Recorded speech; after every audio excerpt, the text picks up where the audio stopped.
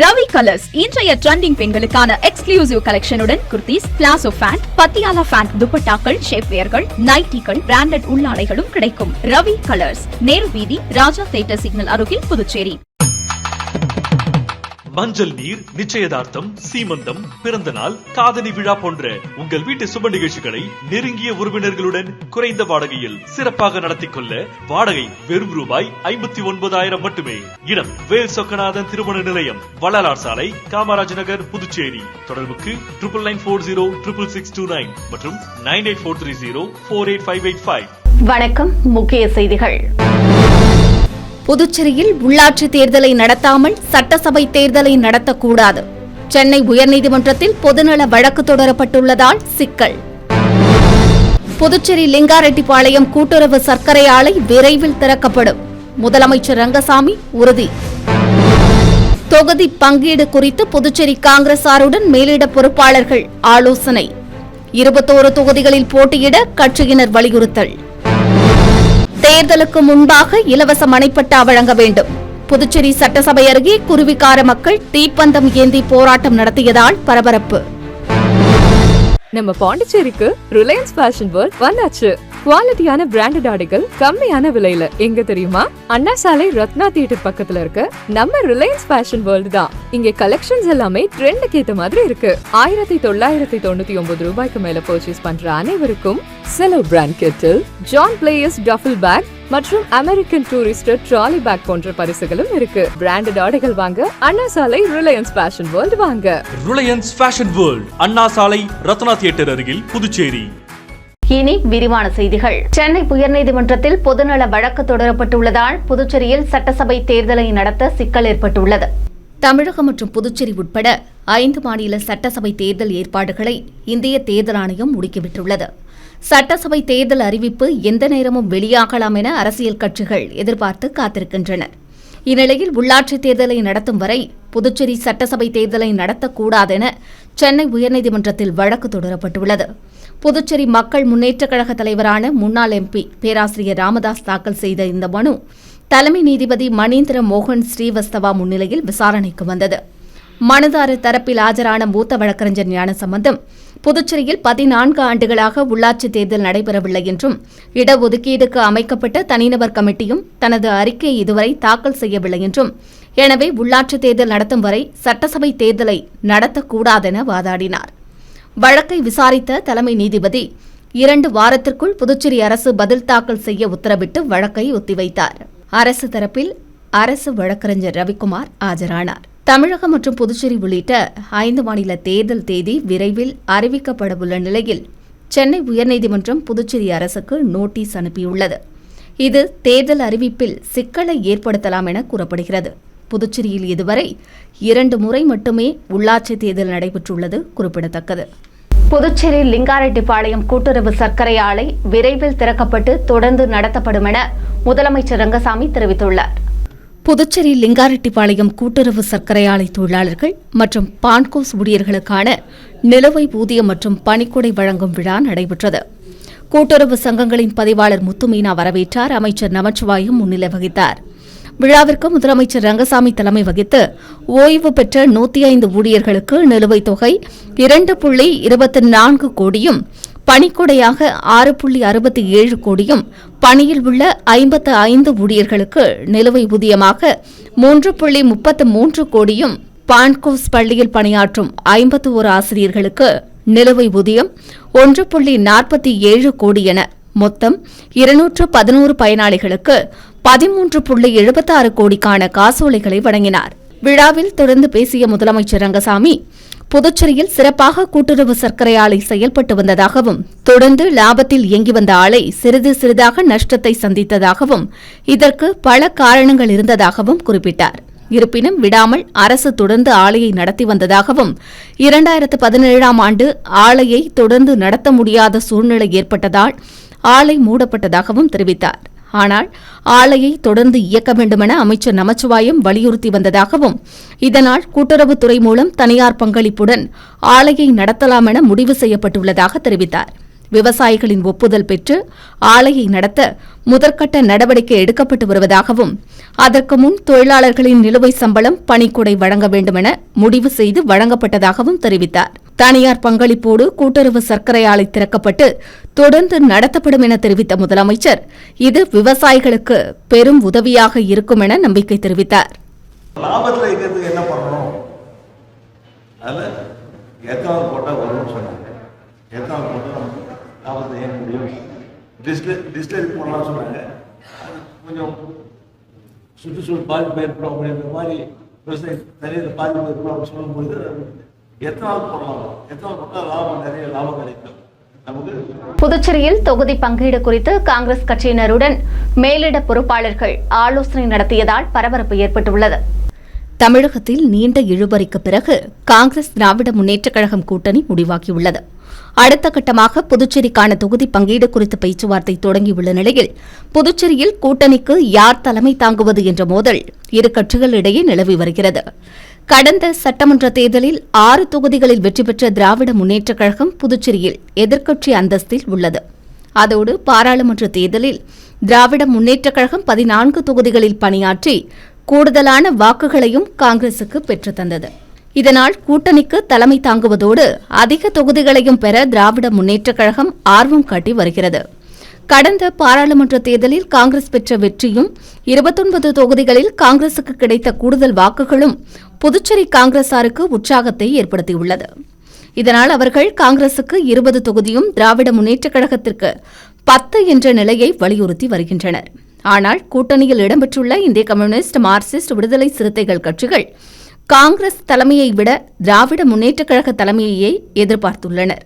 இதனால் தமிழகத்தை விட தொகுதி பங்கீட்டில் புதுச்சேரியில் இடியாப்ப சிக்கல் நிலவுகிறது. இந்நிலையில் புதுச்சேரி காங்கிரசாருடன் மேலிட பொறுப்பாளர் கிரீஷ் சோடங்கர், கூடுதல் பொறுப்பாளர் அஞ்சலி நிமல்கர் ஆகியோர் ஆலோசனை நடத்தினர்.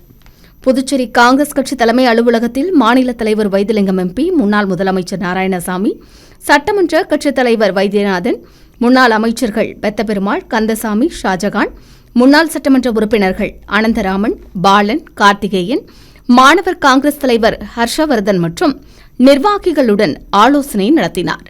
அப்போது நிர்வாகிகள் தரப்பில் தனித்து ஆட்சி அமைக்கும் வகையில் கடந்த 2016ஆம் ஆண்டு தேர்தலில் பெற்றதைப் போல 21 தொகுதிகளில் போட்டியிட வேண்டும் என்றும் காங்கிரசுக்கு சாதகமான தொகுதிகளை விட்டுத்தரக்கூடாதெனவும் வலியுறுத்தினர்.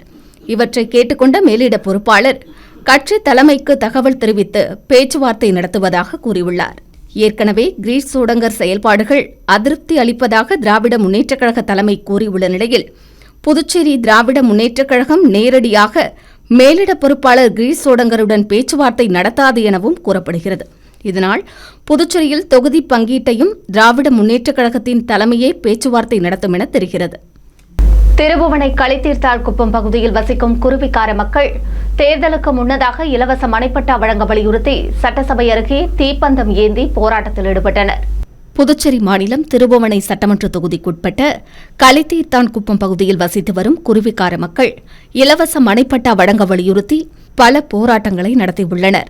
இதுகுறித்து ஆளுநர், முதலமைச்சர், சட்டமன்ற உறுப்பினர்கள் மற்றும் உயர் அதிகாரிகளை பலமுறை சந்தித்து மனு அளித்ததாக தெரிவித்த அவர்கள், ஆனால் ஒவ்வொரு முறையும் சில நாட்களில் வழங்கப்படும் என்ற உறுதிமொழிகள் மட்டுமே கிடைத்ததாகவும் நடைமுறையில் எந்த நடவடிக்கையும் எடுக்கப்படவில்லை என்றும் புகார் தெரிவித்தனர்.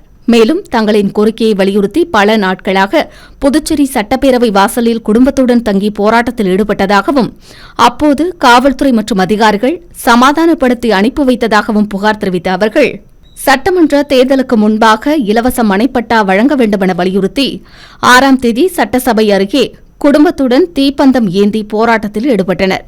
அவர்களை காவல்துறையினர் தடுத்து நிறுத்தியதால் அப்பகுதியில் பரபரப்பு ஏற்பட்டது.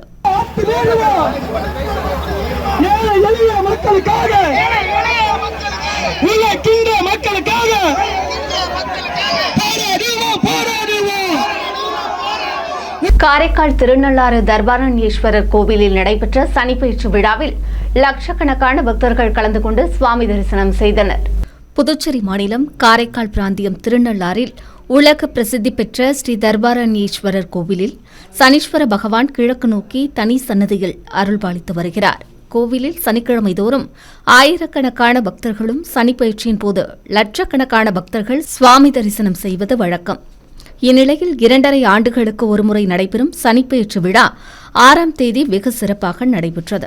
கடந்த 2023ஆம் ஆண்டு டிசம்பர் 20ஆம் தேதிக்கு பிறகு சனிப்பெயர்ச்சி விழா தற்போது நடைபெற்றுள்ளது குறிப்பிடத்தக்கது. சனிப்பெயர்ச்சி நேரத்தை கணக்கிட்டு சனீஸ்வர பகவானுக்கு நல்லெண்ணெய், மஞ்சள், திரவிய பொடிகள், பால், தயிர், பஞ்சாமிர்தம் உள்ளிட்ட பொருட்களால் சிறப்பு அபிஷேகங்கள் நடைபெற்றன. தொடர்ந்து சகஸ்ரநாம அர்ச்சனை செய்யப்பட்டு திரையிடப்பட்டு சனிப்பெயர்ச்சி நிகழ்ச்சியை குறிக்கும் வகையில் காலை 8:24 மணிக்கு திரை விளக்கப்பட்டு சனீஸ்வர பகவானுக்கு மகா தீபாராதனை காண்பிக்கப்பட்டது. இதையடுத்து சனி பகவான் கும்பராசியிலிருந்து மீனராசிக்கு இடம்பெயர்ந்தார். இந்த காட்சியை கோவிலுக்கு வெளியே உள்ள பக்தர்களும் காணும் வகையில் LED திரைகளும் அமைக்கப்பட்டிருந்தன. சனிப்பெயர்ச்சி விழாவில் புதுச்சேரி துணைநிலை ஆளுநர் கைலாஷ்நாதன், தருமபுரம் ஆதீனம் ஸ்ரீ கைலை மாசிலாமணி தேசிக ஞானசம்மத பரமாச்சாரிய சுவாமிகள் உள்ளிட்ட பல்லாயிரம் கணக்கான பக்தர்கள் கலந்து கொண்டு சுவாமி தரிசனம் செய்தனர். புதுச்சேரியின் காவல்துறை துணைத் தலைவர் சத்யசுந்தரம் மேற்பார்வையில் முதுநிலை காவல் கண்காணிப்பாளர் லக்ஷ்மி சௌதன்யா தலைமையில் பாதுகாப்பு பணியில் புதுச்சேரி, காரைக்கால் காவலர்கள் 1000 பேர் ஈடுபட்டுள்ளனர். பக்தர்கள் கூட்ட நெரிசல் மற்றும் திருட்டு உள்ளிட்ட அசம்பாவிதங்களை தவிர்க்கும் விதமாக கோவில் பகுதிகளில் கண்காணிப்பு கேமராக்கள் அமைத்து காவல்துறையினர் கண்காணித்து வருகின்றனர். சனிப்பெயர்ச்சி விழாவால் திருநள்ளாறு, காரைக்கால் உள்ளிட்ட பகுதிகள் விழாக்கோலம் பூண்டுள்ளது.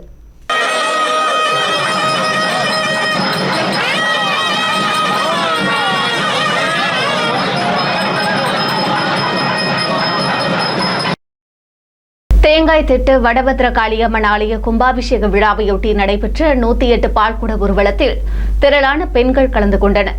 புதுச்சேரி மாநிலம் தேங்காய் திட்டு பகுதியில் ஸ்ரீ வடபத்ர காளியம்மன் ஆலயம் அமைந்துள்ளது. இந்த ஆலயத்தின் கும்பாபிஷேக விழா வெகு விமர்சையாக நடைபெற்றது. கும்பாபிஷேகத்தையொட்டி 108 பால்குட ஊர்வலம் நடைபெற்றது. முன்னதாக ஸ்ரீ பூரணி பொற்களை சமேத ஐயனாரப்பன் சுவாமி ஆலயத்திலிருந்து மங்கள வாத்தியங்கள் முழங்க ஏராளமான பெண்கள் பால்குடத்தை சுமந்தபடி ஊர்வலமாக வந்தனர். ஸ்ரீ வடபத்ர காளியம்மன் ஆலயத்திற்கு பால்குடம் ஊர்வலம் வந்தடைந்ததும் அம்மனுக்கு 108 பால்குட அபிஷேகம் நடைபெற்றது. தொடர்ந்து சுவாமிக்கு மகா தீபாராதனை காண்பிக்கப்பட்டதில் ஏராளமான பக்தர்கள் கலந்து கொண்டு அம்மனின் அருளை பெற்றனர். விழாவிற்கான அனைத்து ஏற்பாடுகளையும் ஆலய நிர்வாகிகள் சிறப்பாக செய்திருந்தனர்.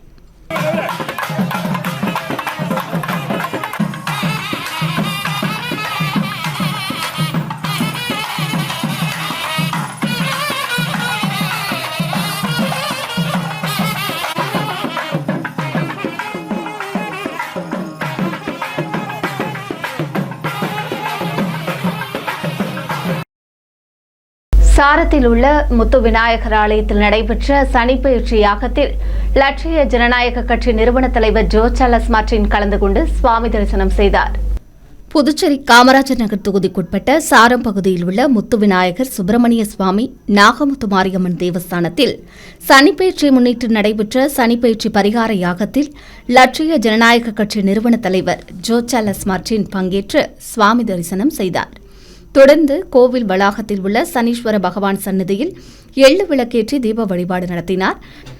லட்சிய ஜனநாயக கட்சியின் மாநில செயலாளரும் உபயதாரருமான ரவி ராஜாராம் ஏற்பாட்டில் நடைபெற்ற சனிப்பெயர்ச்சி பூஜையில் கோவில் நிர்வாக அதிகாரி பொன் நிலகண்டன், குருக்கள் சிவராமன், லட்சிய ஜனநாயக கட்சி பொதுச் செயலாளர்கள் டாக்டர் துரைசாமி, சுரேஷ், பிரபாகரன், மண்டல பொதுச் செயலாளர் விஜயராஜ் உள்ளிட்ட நிர்வாகிகள் 500க்கும் மேற்பட்டோர் கலந்து கொண்டு சுவாமி தரிசனம் செய்தனர்.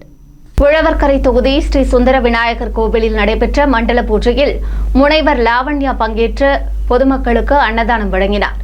புதுச்சேரி மாநிலம் உழவர்கரை தொகுதிக்குட்பட்ட வெள்ளியனூர், அரும்பார்த்தபுரம், திருக்குறளார் நகரில் எழுந்தருள் பாலிக்கும் ஸ்ரீ சுந்தர விநாயகர் ஆலயத்தின் 26ஆம் நாள் மண்டல பூஜை விழா மிக சிறப்பாக நடைபெற்றது. இதில் சிறப்பு விருந்தினராக முனைவர் லாவண்யா கலந்து கொண்டார். மண்டல பூஜைகளுக்கான ஏற்பாடுகளை லாவண்யா தனது சொந்த செலவில் ஏற்று முன்னின்று நடத்தினார். விழாவில் பங்கேற்ற 700க்கும் மேற்பட்ட பக்தர்களுக்கு தனது சொந்த செலவில் அன்னதானத்தை வழங்கினார். மண்டல பூஜையை முன்னிட்டு 1000 பொதுமக்களுக்கு பயனுள்ள நினைவு பரிசாக ஹாட்பாக்ஸ் வழங்கப்பட்டது. முனைவர் லாவண்யாவின் மக்கள் சேவையை பாராட்டும் விதமாக கோவில் நிர்வாகம் சார்பில் அவருக்கு உற்சாக வரவேற்பு அளிக்கப்பட்டது. இதையடுத்து மாலை அணிவித்து பாரம்பரிய முறைப்படி பரிவட்டம் கட்டி மரியாதை செய்யப்பட்டது. விழாவில் ஊர் பெரியவர்கள், நிர்வாகிகள் மற்றும் பொதுமக்கள் திரளானோர் கலந்து கொண்டனர். அரியாங்குப்பம் தொகுதிக்குட்பட்ட பல்வேறு கோவில்களின் புனரமைப்பிற்காக 1 லட்சம் ரூபாய் நன்கொடையை அண்ணா திராவிட முன்னேற்றக் கழக மாநில பொருளாளர் ரவி பாண்டுரங்கன் கோவில் நிர்வாகிகளிடம் வழங்கினார். புதுச்சேரி அரியாங்குப்பம் தொகுதியைச் சேர்ந்த மக்களுக்கு அண்ணா திராவிட முன்னேற்றக் கழக பொருளாளர் ரவி பாண்டுரங்கன் பல்வேறு நலத்திட்ட உதவிகளை வழங்கி வருகிறார். அது மட்டுமின்றி பல்வேறு கோவில்களுக்கு நிதி உதவிகளையும் வழங்கி வருகிறார். அதன் ஒரு பகுதியாக அரியாங்குப்பம் தொகுதி காக்கையன்தோப்பு தேங்காய் திட்டு உட்பட பல்வேறு கோவில்களை புனரமைப்பதற்காக அண்ணா திராவிட முன்னேற்றக் கழக பொருளாளர் ரவி பாண்டுரங்கன் தனது சொந்த செலவில் 1 லட்சம் ரூபாய் நிதி உதவியை கோவில் நிர்வாகிகளிடம் வழங்கினார். நிகழ்ச்சியின் போது ஊர் பிரமுகர்கள், கோவில் அறங்காவல் குழுவினர்கள் பலர் உடனிருந்தனர். அடுத்து வருவது புதுவை இன்றைய தங்கம் மற்றும் வெள்ளி விலை நிலவரம். இன்றைய தங்கம் வெள்ளி விலை விவரம். புதுவையில் இன்றைய தங்கம் வெள்ளி விலை விவரம் வழங்குபவர்கள் முத்து கோல்ட் ஹவுஸ், பாண்டிச்சேரி. தங்கம் 1 கிராம் 14,860 ரூபாய். இன்றைய தங்கம் வெள்ளி விலை விவரம். வெள்ளி 10 கிராம் 2,870 ரூபாய். இத்துடன் ஏஎம்என் செய்திகள் நிறைவடைந்தன. வணக்கம். ஏஎம்என் டிவி செய்திகளை யூடியூபில் உடனுக்குடன் காண ஏஎம்என் டிவி பாண்டிச்சேரி சேனலை சப்ஸ்கிரைப் செய்யுங்கள். பெல் பட்டனை மறக்காமல் கிளிக் செய்யுங்கள்.